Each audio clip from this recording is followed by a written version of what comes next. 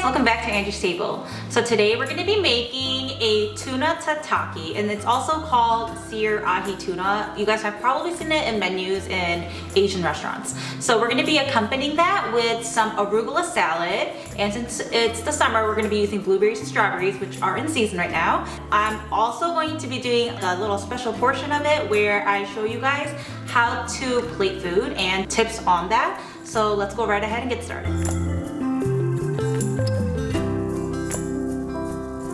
So we're gonna need a lot of sesame seeds and a fresh cut of tuna. And make sure that it's not just any tuna, it needs to be sushi grade. So make sure it's like sashimi used tuna. So now we're going to have freshly ground black pepper and just sprinkle it onto the sesame seeds. And I'm just gonna thoroughly mix this up. And we're gonna coat every side of the tuna except the ends right here. So make sure that every space is fully covered.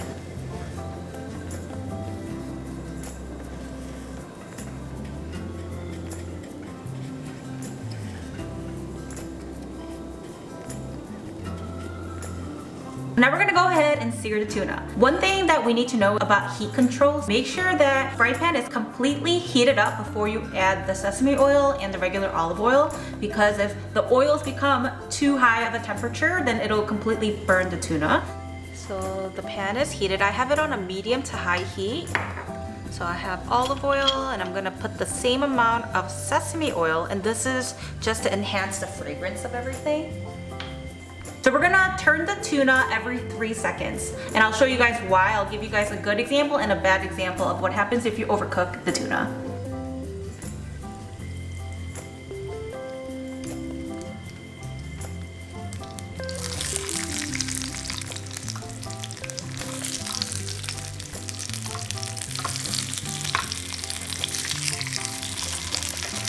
Okay, and we're done.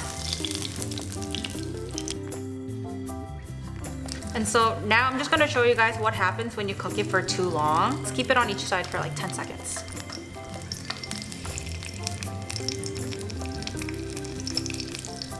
It already doesn't look as pretty because too much of it has been cooked. And when you cut it, it'll completely shred it.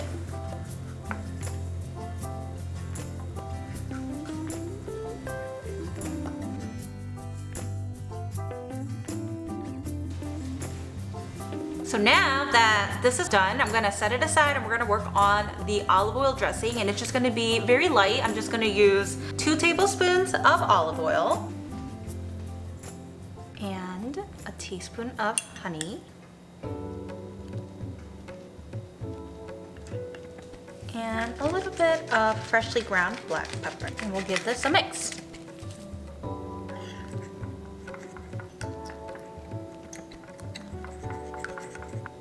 And now we're gonna cut up our toppings for the salad. I'm gonna cut this into small pieces.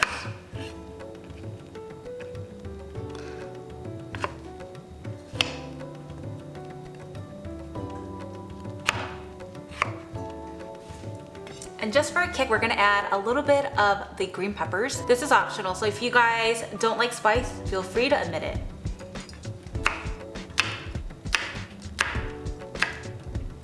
That is it. Now we're gonna go ahead and plate the food, and I wanted to give you guys a couple of my key points when plating. So plating is super important to me. I feel like half of food is presentation. The number one thing that I think is the most important is the color, and you want it to be vibrant because it looks more appetizing when it is, as opposed to it just being white rice on a plate or salad with just greens on it. But when you have salad with pops of red and some yellow and some orange, it just makes it look more festive and appetizing. So number one is the color. The color of the plate is really important too. So you don't want it to blend in, but you want it to have more of a contrast. So if you have a food that's more white, and having a black plate usually turns out better, but it doesn't look good if you have black on black or white on white. It just doesn't look as great. So you want to make sure you have that pop in there. And also, height is super important as well. So that's why when I make my pastas, as opposed to it spilling all into the bowl, I want it to come up and have more height and definition. When you also do salads, it's prettier if it's more of like a slope shape as opposed to just having a bed of lettuce on the bowl. So this plate is a rectangular shape, so I'm just gonna use this as the base. And I'll go in with my arugula and place it right on the side. So now I have the red from the tuna, the brown from the sesame, and then I have some greens.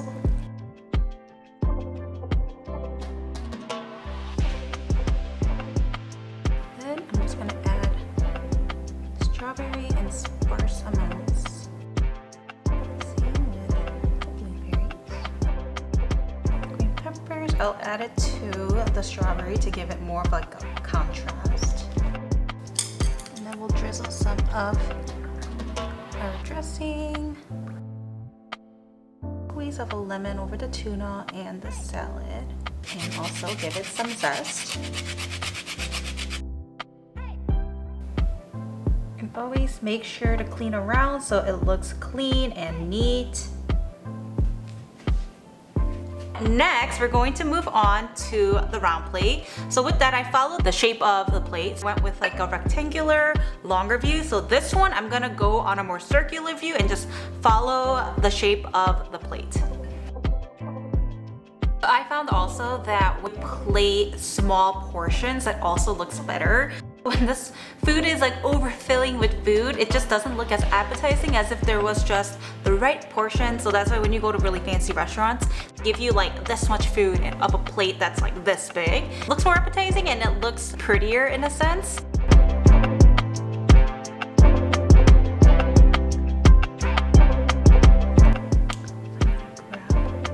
This is really big. I think I'm gonna cut it.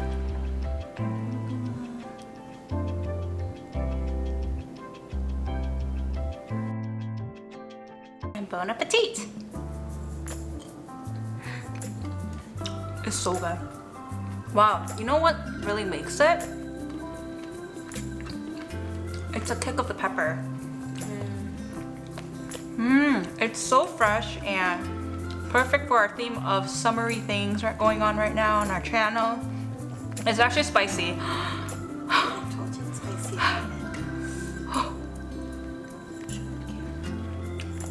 It doesn't look as pretty, you don't have to show it. It's pretty good. Get your face out of the way. Let's get your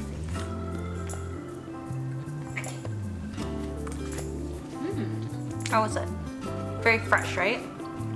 It's very earthy from the sesame and then very fresh from the berries and from the lemon and it's just really, really good. And I love that this is a very healthy, oh my God, it's like kicking me in the throat, the pepper, right? But what was I saying? Oh, it's perfect because there's no carb, but you do get full from the seared tuna. So it's like a very good diet or a carb alternative, and it's better than just regular salad because you have tuna on there. And I feel like it's also a very good alternative to regular chicken that most people have on their salads.